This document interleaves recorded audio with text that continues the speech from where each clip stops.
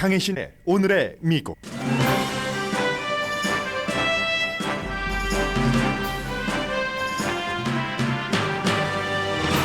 미국은 로스앤젤레스 시간으로 오늘 오후 4시에 공개될 경찰 비디오 때문에 긴장하고 있습니다. 5명의 흑인 경관에 의해 구타당한 지 사흘 만에 숨진 흑인 운전자가 구타당하는 장면의 비디오입니다. 대통령과 희생자 어머니는 평화로운 시위를 해달라고 간청하지만 이번 시위가 어떻게 전개될지는 알 수 없습니다.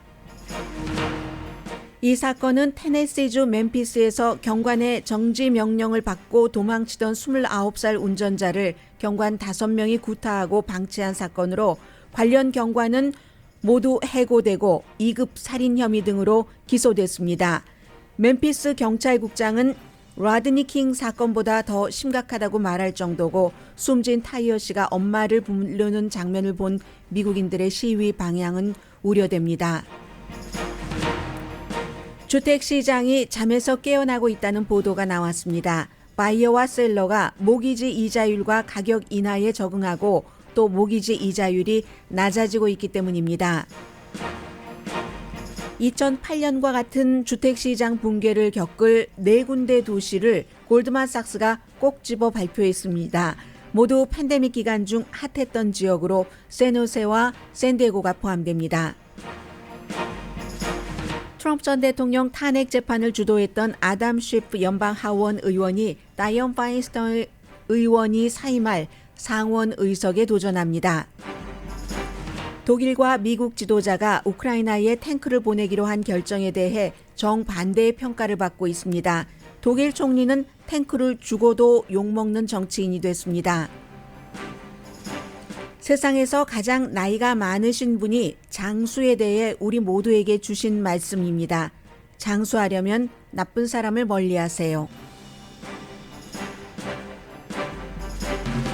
여러분 안녕하십니까? 오늘의 미국 강예신입니다. 해당 경찰국장이 우리 내 소속 아래 부하 경관들이 이렇게 해서는 안 되는 일을 했고 내가 경관이 되고 나서 나는 이런 일을 본 적이 없습니다 하는 사건이 이제 1월 7일에 발생을 했고 그리고 이제 그 사건에 대해서 경관 5명이 어제 모두 기소가 되면서 문제는 오늘인데 미 전국이 지금 주목을 하고 있습니다. 왜냐하면 이제 가해한 경관도 흑인이고 또 숨진 운전자도 흑인인데 역시 뭐 흑인 대 흑인이건 백인 대 흑인이건 최근에 몇 년 동안 경찰의 과잉 진압이라든가 여러 가지 문제들은 미국 사람들이 서로 각기 다른 생각들을 갖고 있고 그 모든 것들이 이 케이스에 다 들어 있습니다. 그래서 이제 바이든 대통령이나 숨진 그 아들을 둔 이 어머니도 평화롭게 시위를 해달라고 하지만 어떻게 될지 알 수가 없는 사건입니다. 그래서 사건과 시위가 동시에 주목되는 날입니다.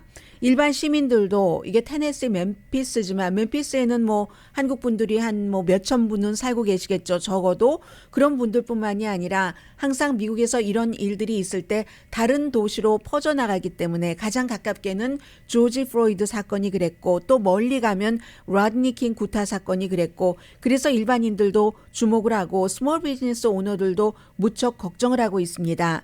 1월 7일에 테네시주 멤피스의 경관들이 정지 명령을 받은 운전자가 도망치는 것을 쫓는 과정에서 3분 동안 연속 심하게 구타해서 사흘 뒤에 병원에서 29살의 희생자가 숨졌습니다. 타이어 니콜스 파타임으로 페덱스에서 일하고 그리고 이제 굉장히 몸무게가 급속하게 빠지는 이제 그런 그 신체적인 증상을 앓고 있었고 스케이트보딩을 너무 좋아하고 사진 찍는 걸 좋아해서 그날도 동네 공원에서 해가 지는 장면을 보는 것을 좋아한다고 합니다. 4살짜리 아이가 있는 아버지고요. 해서 그 해에 대한 사진을 찍고 집으로 가던 도중에 정지 명령을 받고 도망을 쳤다고 하는데 멤피스 경찰국장이 그곳이 이제 흑인이 많은 곳이잖아요. 멤피스 사상 최초의 여자 흑인 경찰국장입니다.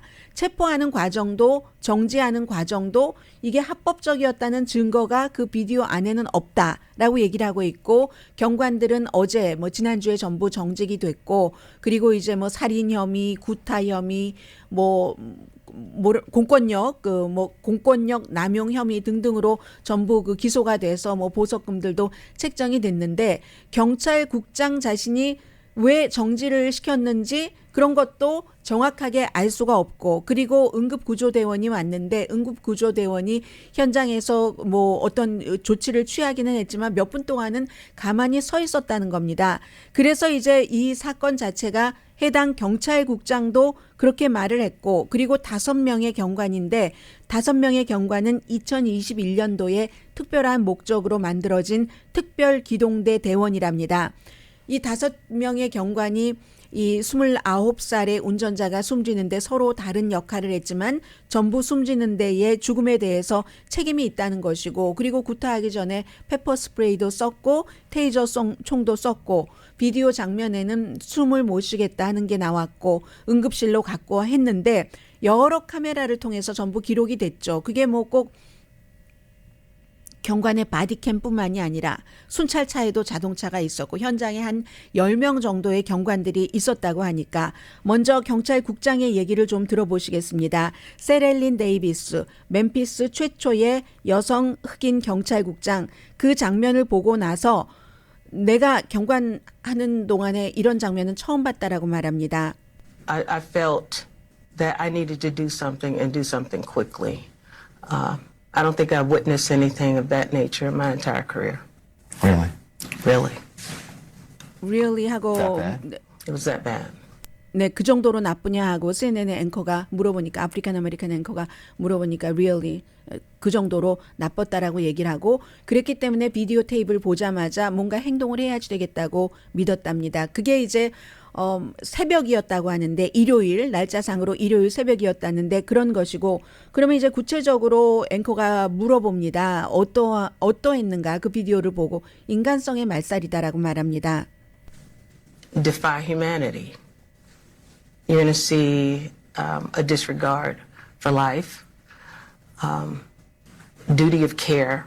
생명을 전혀 이제 그 케어하지 않고 그리고 경찰의 의무가 누구를 보호하는 거잖아요. Interaction that is above and beyond what is required in law enforcement. 네, 이제 법 집행관이 해야지 되는 이것은 이제 법적으로 해당 경찰국장이 이미 정의를 내린 겁니다. 법 집행관들이 해야지 되는 그 너머의 행위를 했고 인간성의 말살이다라고 말을 했습니다.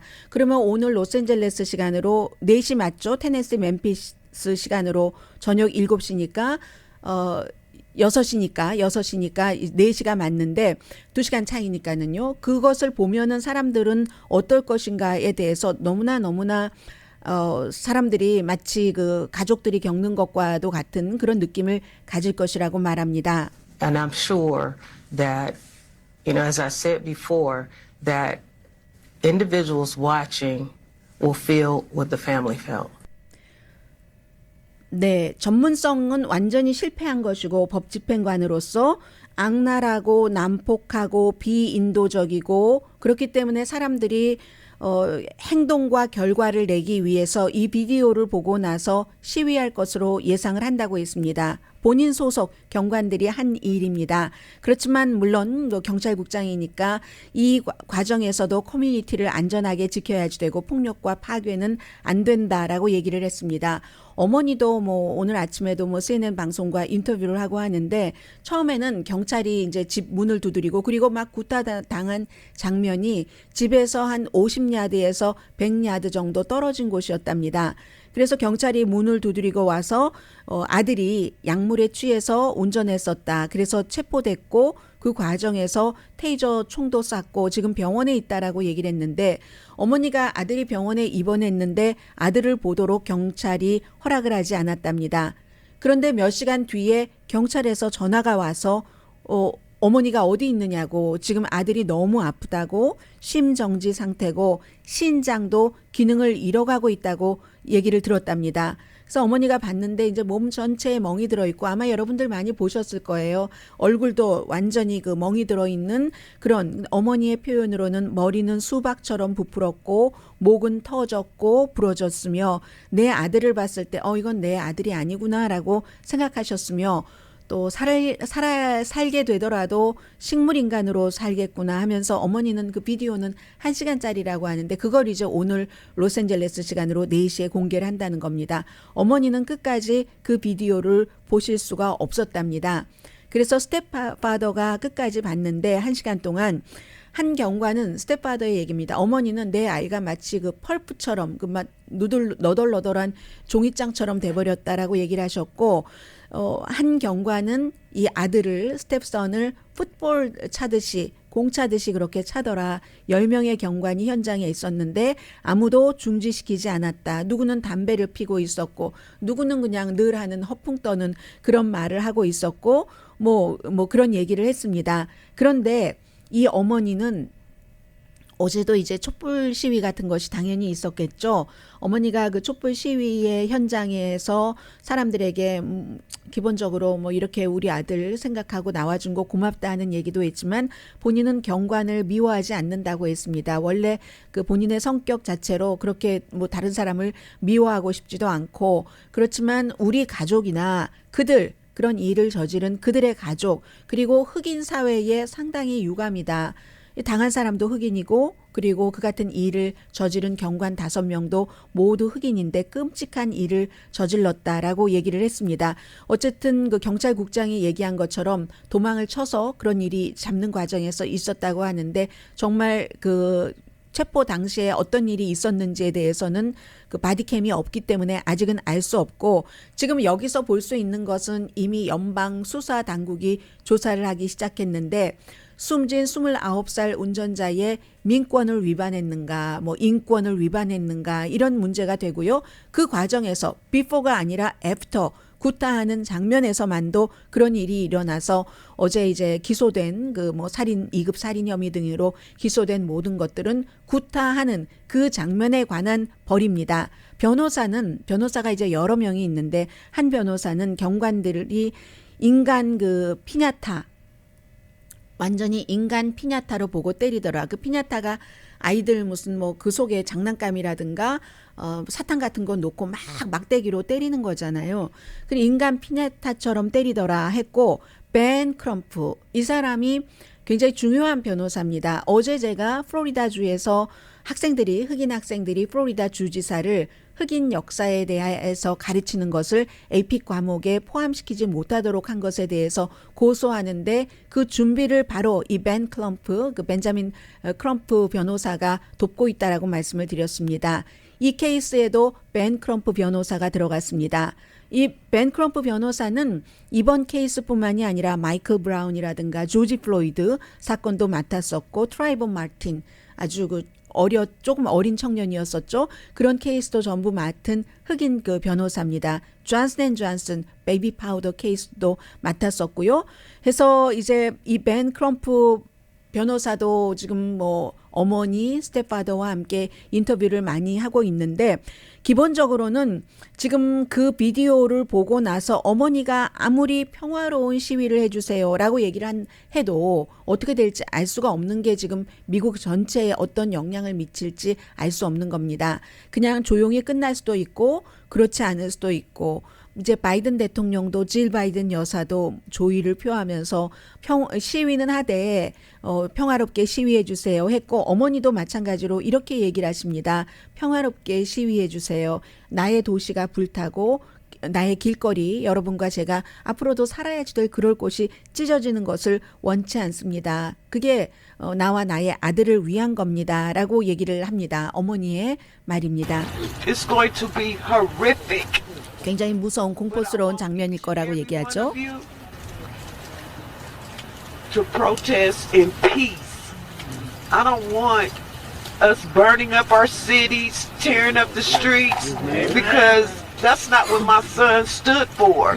And if you guys are here for me entirely. 네, 이 흑인 커뮤니티가 아닌 많은 곳에서도 이걸 걱정하는 것은 물론 한 사람의 인권, 뭐 경찰 일권과 뭐 이런 많은 것도 있지만 항상 이런 일이 있을 때는 시위가 과격해지고 그 시위가 많은 것을 잡아먹을 수 있는 불행한 사건으로 가기도 하기 때문에 그런 것들을 걱정을 하는 겁니다. 그런데 어머니가 말씀하신 것처럼 그 장면들이 너무너무 무섭고 공포스럽고 잔인하고 한 장면인데 그런 장면을 보면 사람들이 확 끌어오르잖아요. 심지어 그 멤피스의 경찰국장도 너무너무 분노했다라고 얘기를 하는데 그 같은 분노하는 장면, 특히 이제 아들이 그 집에서 뭐 50야드, 100야드밖에 떨어져 있지 않은 곳이라고 하니까 그곳에서 이렇게 막 집으로 도망가다가 맞은 거예요.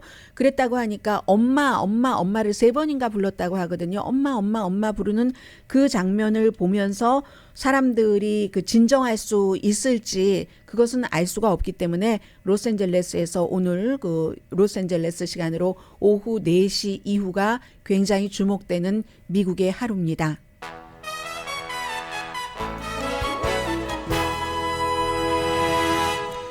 아마 경찰이 그 시간 자체를 그 동부 시간으로 7시가 되는 거잖아요. 테네시 멤피스 시간으로 6시가 되는 것이고 그렇게 잡은 것이 만약에 아침부터 공개를 했다 하면 사람들이 시위를 할 수 있는 시간들도 더 길어지고 또 뭐 준비를 할 수 있는 시간도 길어지고 해서 뭔가 좀 사회적인 혼란을 막기 위해서 시간을 정하는 것은 할 수 있었던 거잖아요. 조절할 수 있었던 건데 이미 갖고 있는 비디오 테이프이고 하니까 그래서 아마 동부 시간으로 7시로 잡지 않았을까 하는 생각도 들고요.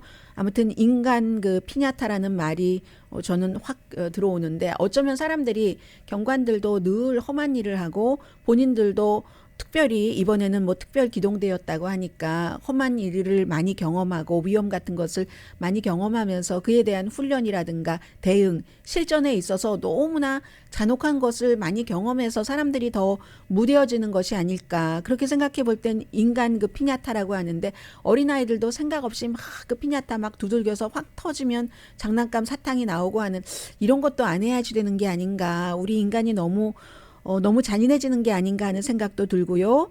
잠시 뒤에는 간단하게 뭐 미국 뉴스를 몇 가지를 전해드리고 하나는 오늘 주말이기도 하기 때문에 사실은 어떤 때는 제가 기사 같은 것을 보면서 그냥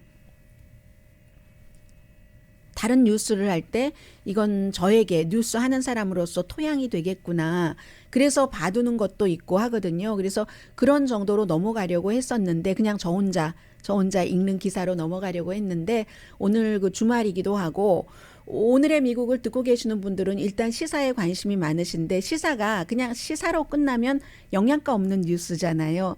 그 시사 속에서도 생활에 적용을 할 수 있다던가 한번 생각을 해본다던가 뭐 재미를 느끼신다던가 하면 그 뉴스가 살아있는 뉴스가 될 것 같습니다. 그런 의미에서 이게 세계 외교에서의 문제지만 내가 회사에서 일 처리를 할 때도 친구와의 관계에서도 그렇지 죽어도 욕먹는 일은 안 하는 게 낫지? 뭐 이런 생각 어떻게 하면 조금 양보를 하고도 내가 잘 살았어 좋은 결정이었어 라고 느끼고 다른 사람들도 좋게 평가할까 그런 이슈가 있기 때문에 잠시 뒤에 라디오 서울 방송 오늘의 미국 듣고 계십니다. 트럼프 전 대통령 탄핵 재판에서 이제 하원에서 가장 주도적인 역할을 한 사람이 아담 쉬프 버뱅크가 지역구인 캘리포니아주 연방 하원 의원입니다. 그런데 연방 상원 의원에 출마한다고 했거든요. 여기도 이제 두 가지 큰 의미가 있는데 우선 기본적으로는 본인이 연방 상원에 출마하겠다라고 얘기를 하면서 지금 미국의 민주주의가 위협받고 있는데 그 이유는 공화당 리더들이 다른 많은 것들은 안중에도 없고 파워 갖는 것만 신경을 쓰기 때문이다. 뭐 이게 바로 그 하원 의장이 어떤 사람이라도 괜찮다.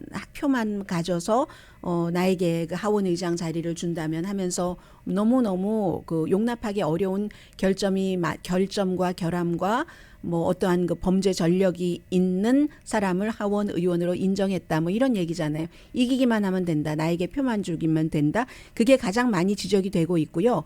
경제는 지금 그 중간층 미국인들에게 별로 좋지 않은데 공화당 리더들 그러니까 내가 조금 더 큰 물에 가서 상원 의원에 가서 일하겠다는 거거든요. 그러면 케이리 포터 그 하원 의원 오렌지 카운티가 지역구인 이 의원과 겨루게 됩니다. 왜냐하면 이 지역구 자체가 다이언 파인스타인의 지역구이기 때문에. 그런데 그러면 캘리포니아주는 두 사람이 탑 2가 결선에서 나가니까 민주당이든 공화당이든 상관이 없어서 이 두 사람이 같이 할지도 모르고요. 다이언 파인스타인 연방 상원 의원이 미국에서 최초로 여자 연방 상원 의원이 된 사람입니다. 지금 나이가 89살입니다. 최근에는 보좌진들도 기억을 잘 못하는 것 같다, 이런 얘기들을 하면서 아직 공식적으로 은퇴한다고 발표하진 않았지만 은퇴할 것으로 예상들을 하고 있습니다. 아담 쉬프 의원도 아니 내가 얼마나 다이언 파인스타인 의원을 존중하는데 얘기해보지 않고 출마한다고 했겠습니까? 얘기했습니다라고 얘기하고, 또 파인스타인 의원도 나가려면은 뭐 캠페인 그 멤버들도 만들고 돈도 기금 모금도 해야지 되고 하는데 뭐 지금 기금에 뭐 한 $10,000도 안 들어 있다는 것 같아요. 그러니까 안 나가겠다는 것이 거의 확실해 보이고, 그래서 자리가 있으니까 나가는 건 맞고, 또 하나는 아마 아담 쉬프가 정보위원장으로서 공화당이 다수당이 되지 않았다면 하원에서 계속 열심히 일을 할 수 있는데 쫓겨났잖아요. 케빈 맥카시 공화당 연방 하원 의장이 딱 되고 나서 아담 쉬프를 쫓아냈죠. 탄핵 재판 이런 것을 한 그런 이유로 인해서, 그러니까 이제 이 사람이 또 다른 곳으로 갈 수 있는 기회를 보고 기회를 만든 거죠. 아무튼 그런 일이 있고, 또 하나는 지금 이건 간단히만 전해드려도 되겠네요. 얼마 전에 말씀드렸었던 비서실장이 한 2년 하고는 너무 힘들어서, 그리고 또 바이든 대통령이 지금 재선 나가는 준비를 해야지 되니까 그때쯤 되면 한번 바꿔주는 게 좋잖아요.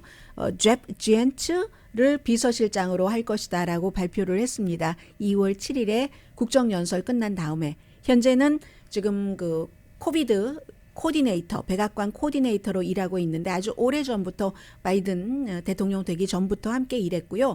이분의 가장 큰 업적은 여러분들 오바마 케어 제일 처음에 시작될 때요. 그때 뭐 healthcare.gov 웹사이트가 엄청 엉켜 있었잖아요. 처음 시작했었을 때 그때 그 이슈를 풀어낸 사람입니다. 원래는 뭐 투자 펀드도 그 운영을 했고 페이스북의 이사도 지냈는데, 그런데 지금 이제 물러나는 비서실장과는 전혀 다른, 그 론 클라인과는 다른 걸 보이는 게, 지금 새로운 그 제프 지엔츠 차기 비서실장은 본인이 페이스북 이사를 하고도 그 소셜 미디어를 잘 안 합니다. 그에 비해서 현재의 론 클라인은 거의 취미다 할 정도로 소셜 미디어를 많이 하고 있고요. 이렇게 비서실장을 바꾼다는 것이 바이든 대통령에게는 재선 출마를 하는 시동을 제대로 거는 것이다, 이렇게 생각하시면 되고요. 오늘 제가 여러분들께 가장 전해드리고 싶었던 뉴스입니다. 나토 멤버들이 이제 미국과 함께 독일과 함께 우크라이나에 탱크를 보내죠. 그런데 이 탱크를 보내는 데 있어서 처음으로 우크라이나를 러시아가 침공한 이후에 서방 세계가 의견이 엇갈리는 것을 분명하게 공개적으로 보여줬습니다.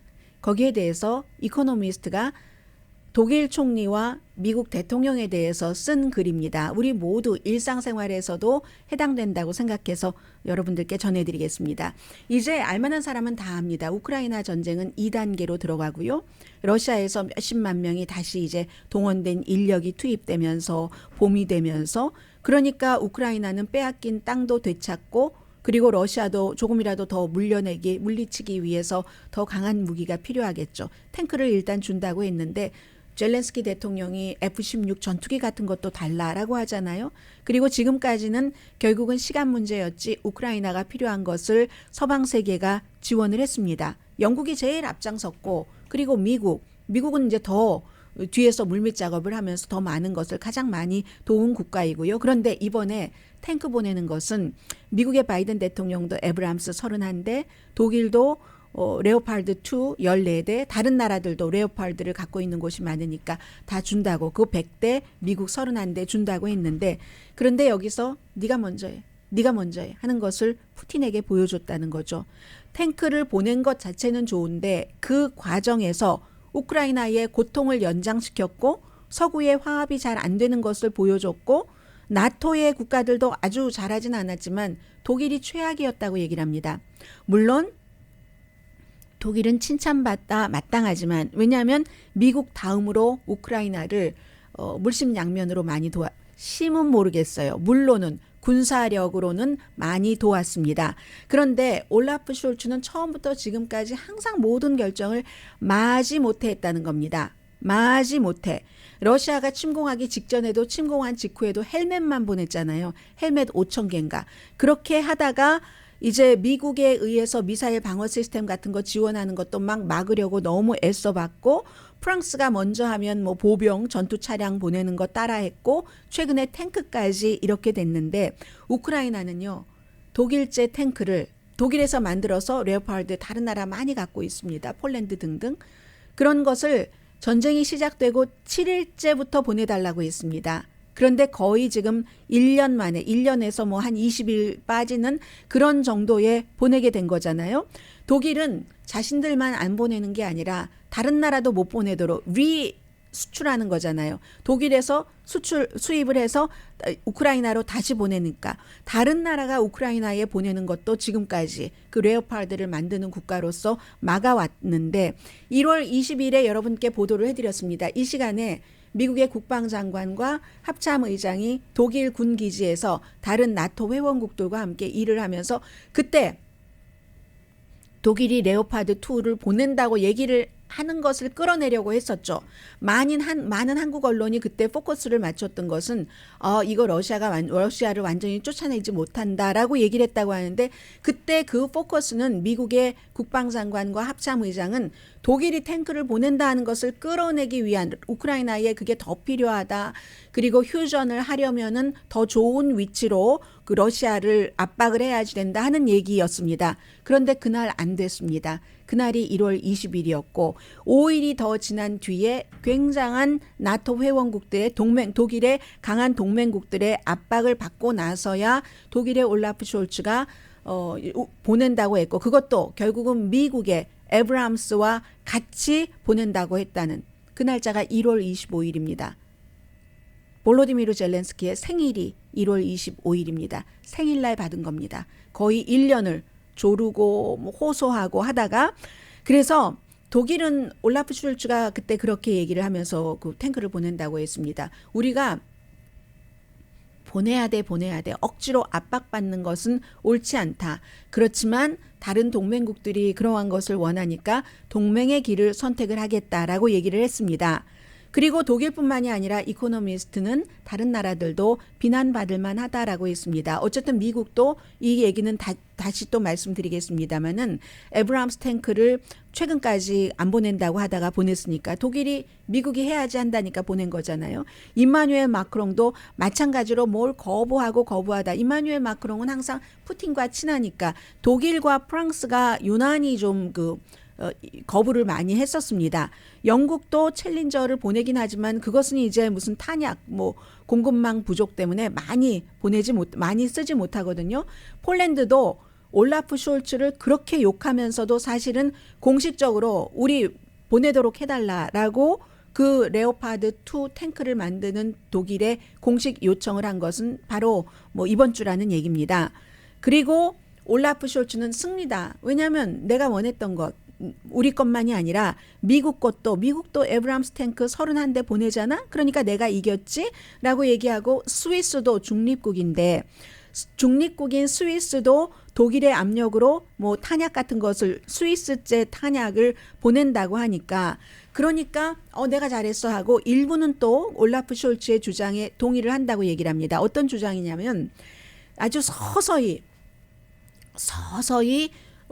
러시아가 갑자기 확 화나지 않게 그러한 그 전략, 그런 서서히 하는 그런 그 점진적인 전략이라고 할까요? 그런 것으로 나는 해왔다 하는데 그게 이제 그 보일링 프로그라는 전략이잖아요.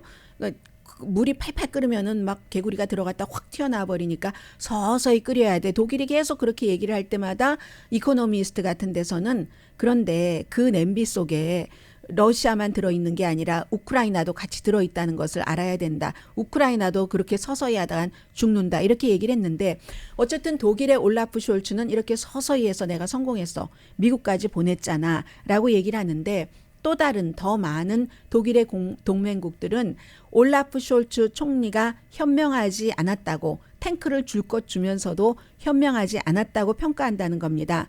왜냐하면 수없이 말씀드렸습니다. 5번 이상. 레오파드 2가 독일에서 원하는 에브람스 탱크보다 M1보다 훨씬 우크라이나 전쟁에 맞기 때문에 에브람스는요. 왜 우리가 저는 완전히 자동차를 물처럼 연료를 먹는 자동차야. 가스를 물처럼 먹어. 야, 천하에 쓸데없는 자동차야. 우리 예전에 이런 얘기 많이 했잖아요. 에브람스가 세계에서 가장 스트롱한 탱크이긴 하지만 완전히 연료 헝그리 탱크랍니다. 관리하기도 너무 힘들고, 관리하기 힘들다고 하는 것은 우크라이나 군인들이 훈련을 받을 때도 힘들다고 하는 것이고, 연료 헝그리면 돈도 엄청 많이 들어간다는 얘기잖아요. 그에 비해서 그 레오파드 2가 훨씬 스피디하고 파워풀하고 이미 유럽의 13개국에 2,000대나 있기 때문에 쉽잖아요. 거기 있는 육로로 가면 되니까. 그렇게 한다는 이 레오파드가 크림반도라든가 동부라든가 이 러시아의 전선을 뚫는 데는 딱이랍니다. 딱 제격이랍니다. 그러니까 이제 우크라이나 동맹국이 1년 내내 얼마나 대가를 치르게 하다가 이렇게 됐는가. 물론 그랬기 때문에 그 러시아와 미국, 러시아와 독일이 확 부딪히지 않은 것이 있을 수도 있겠으나 어쨌든 지금은 너무 주저했다. 그리고 그 주저함을 의심합니다. 이코노미스트는 어떻게 의심하냐면요.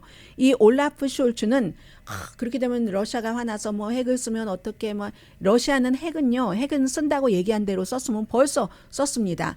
그 전쟁 확대되는 것이 두렵다. 이건 미국의 바이든 대통령도 엄청 했었던 거예요. 처음에. 그런 두려움이라는 것은 이번에 말이 안 된다는 게 증명이 됐다라고 얘기를 합니다. 왜냐하면 그런 계산이었다면 그러면 독일 것만 보내는 데다가 미국의 에브람스까지 같이 보내면 그러면 러시아는 얼마나 더 화날 것인가. 그건 말이 안 된다. 오히려 다크한 계산이라고 얘기를 하는데 그 다크한 계산은 전쟁이 끝난 뒤를 생각을 했을 것 같다. 러시아가 유럽에 그대로 남아있으니까. 그런 러시아와 같이 살아야 되니까.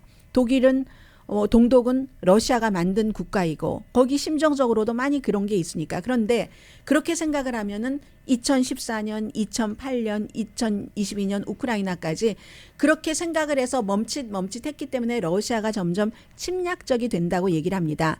그리고 뭐 러시아가 예전에 전쟁을 했었던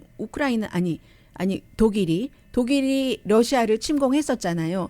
그걸 생각해서 또 이 무기를 이렇게 하는 것을 주저한다. 이것도 말이 되지 않는다라고 얘기를 합니다. 물론 이해는 하지만 1941년이었어요. 독일이 러시아를 침공한 게. 이건 다르다는 겁니다. 그 당시에는 독일이 러시아를 침공했기 때문에 그런데 이번에는 러시아가 전쟁을 치르는데 그 러시아를 치라고 우리가 레오파드 2를 준단 말이야. 이게 좀 껄끄러울 수도 있고 나중에도 러시아는 살아남을 텐데 그런데 그건 이유가 되지 않는다. 왜냐하면 이건 다르죠. 러시아가 침략국이니까. 과거에는 뭐 이런저런 이유로 전쟁 당시에 독일이 러시아를 침공했지만 지금은 러시아가 우크라이나를 침공한 것이기 때문에 침략당한 국가가 방어하는 것과 침략한 것은 다르다는 거죠. 침략당한 국가가 그 국가를 방어하고 그 침략국이 다시 그 침략한 국가를 넘어 계속 서쪽까지 오는 것을 막기 위해서 갖고 있는 무기를 동맹국이 지원해라 하니까 함께 지원하는 것이 그게 맞다는 얘기를 하고 있습니다. 그래서 만약에 과거에 우리가 그랬는데 어떻게 또 러시아를 치는 무기를 줘? 이런 생각을 한다면 과거의 전쟁에서 독일이 배운 게 없다라고 얘기를 합니다. 전쟁이 다르다는 얘기를 하고 있고요. 그래서 물론 이런 점은 있습니다. 슐츠가 헬멧만 보내기로 했다가 이것저것 무기를 보낸 것이 러시아가 이번 전쟁에서 가장 크게 잃어버린 것이기도 합니다. 아니 송유관을 러시아 쪽에서 받고 있는 독일이 그 러시아에게 반대되는 행동을 많이 했으니까. 그렇지만 그래서 그의 그 리더십이 전환점일 수도 있었지만 처음에는요. 그렇지만 정말로 위험할 때 지금 이제 2차 전쟁을 치르는 것과 2단계 전쟁을 치르는 그런 그 직전인데 정말 위험한 때는 올라프 숄츠는 개인적인 것을 챙긴 것 같고 오히려 바이든이라는 미국 대통령이 대서양 그쪽의 통합을 위해서 양보를 한 지도자처럼 보인다. 산술적으로 에브람스가 그곳에 꼭 적합하지 않더라도 독일이 그렇게 미국이 보내야 우리도 보내겠어 하니까 그걸 양보한 지도자처럼 보인다라고 얘기를 하고 슐츠는 반대로 그 화합을 위험하게 아주 마지못해 승인을 함으로써 산뜻하게 시원하게 승인을 했으면 독일의 외교력이 확 커지고 힘이 커지고 근사해 보이고 하는데 마지못해 하는 그런 그 독일의 올라프 숄츠와 통합을 위해서 약간의 그 희생까지 한다는 그런 바이든 미국을 볼 때 미국이 이번에 돋보인다 하는 지적을 이코노미스트가 하고 있습니다. 저는 아직 미국 언론에서는 보지 못했는데요. 한국 언론에서는 이 같은 유럽의 통합을 위해서 바이든 대통령이 유럽을 방문하는 것을 검토하고 있다고 하는데 그게 바로 미국이라는 국가의 그 존재의 이유이기도 하고 그래서 미국이라는 국가의 최고 지도자는 세계사적인 어떤 지식이라든가 뭐 양식이라든가 양심이라든가 이러한 그 자신의 세계관 같은 것이 있는 사람이 미국의 지도자를 하는 게 옳다 하는 생각도 듭니다.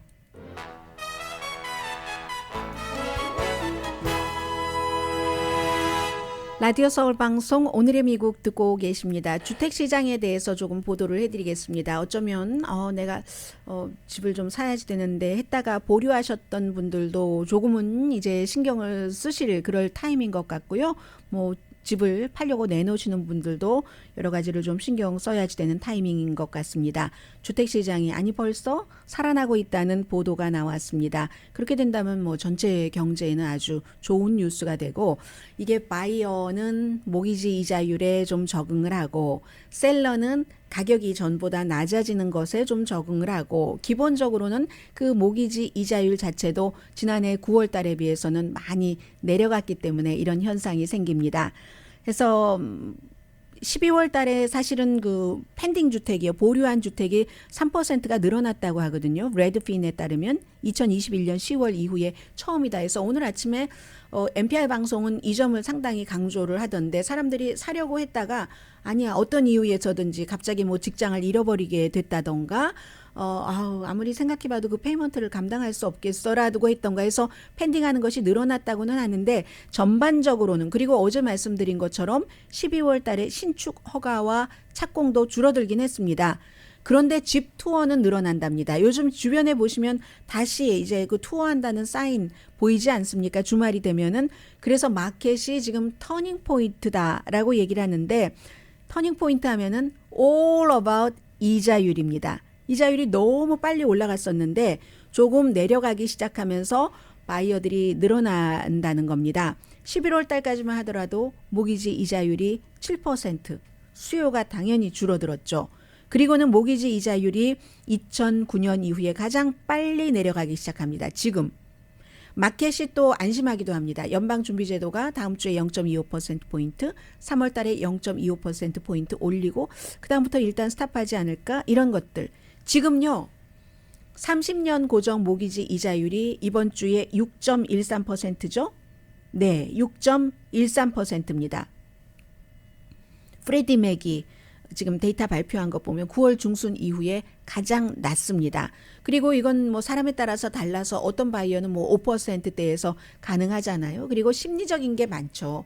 보통 예를 들어 큰 비싼 집이 아니고 조금 덜 비싼 집을 산다 할 때 뭐 어느 정도의 이자율 차이나 한 달 페이먼트에 대저택을 사면은 많이 차이가 나겠지만 그렇지 않은데 심리적인 것도 굉장히 그 좌우하는 겁니다.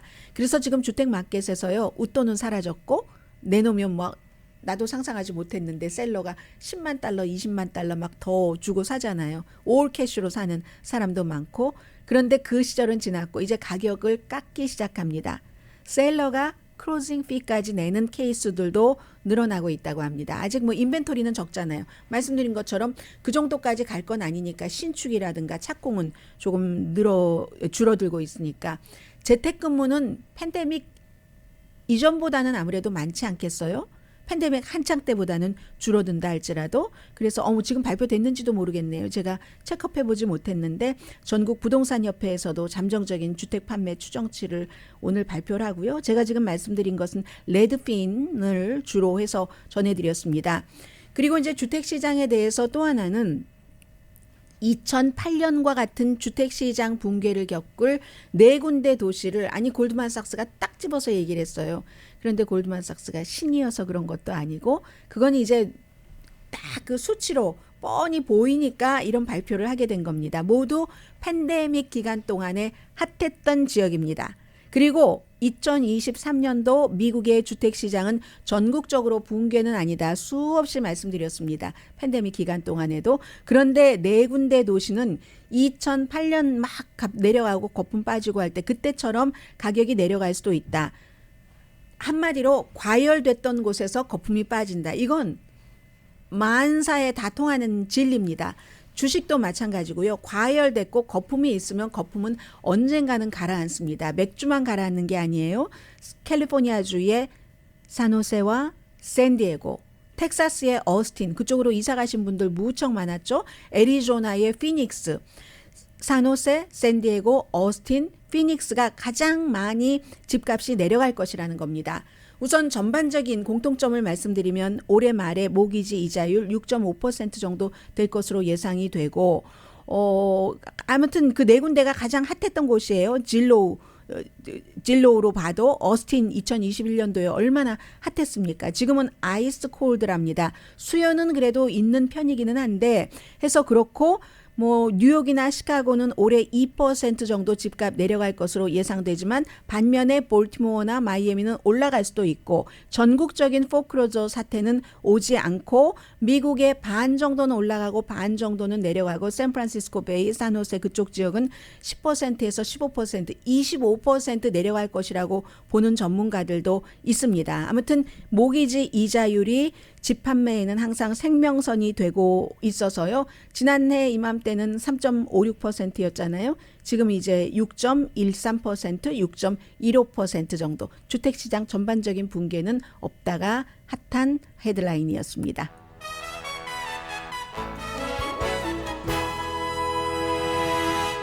라디오 서울 방송 오늘의 미국 듣고 계십니다.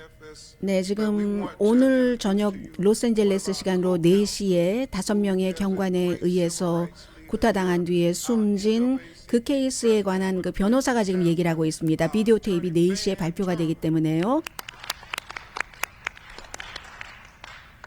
Justice for Tyree. Justice for Tyree. 네, 지금 이제 그 변호팀이라든가 아니면 흑인 뭐 민권협회 이런 곳에서는 이번 이 일을 가지고 물론 그 구타한 경관 5명이 모두 흑인이기는 하지만 당한 사람도 그렇고 경찰의 공권력 같은 거 이런 것에 대한 어떤 뭐 혁신 뭐 이런 것을 원하는 거죠. 지금 서서히 어떠한 그 온도를 높이고 있는 것 같은 로스앤젤레스 시간으로 4시면은 지금부터 6시간 남았습니다. 지금 생각을 해보세요. 전국적으로 케이블 텔레비전마다 이런 모든 것들을 보도해서 미국 사람들이 전부 이 케이스를 알 수 있게 하고 해서 오늘 오후에는 상당히 그 전국적인 어떤 그 울렁임이 있을지 술렁임이 있을지 아니면 평온하게 그저 시위로 이어질지 굉장히 주목되는 그런 그 시점이고요. 금요일인데 세상에서 가장 나이가 많으신 분이 장수에 대해서 우리 모두에게 주신 말씀을 전해드립니다.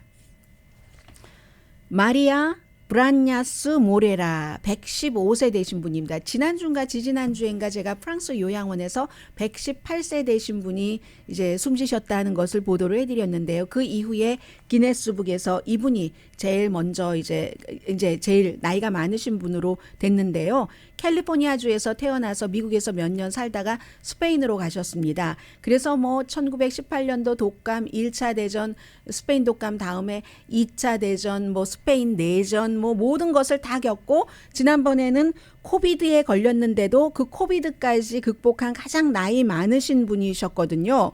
그래서 이분이 장수에 대해서 얘기를 하시는데 우선은 운과 좋은 그 유전자를 말씀을 하셨고요.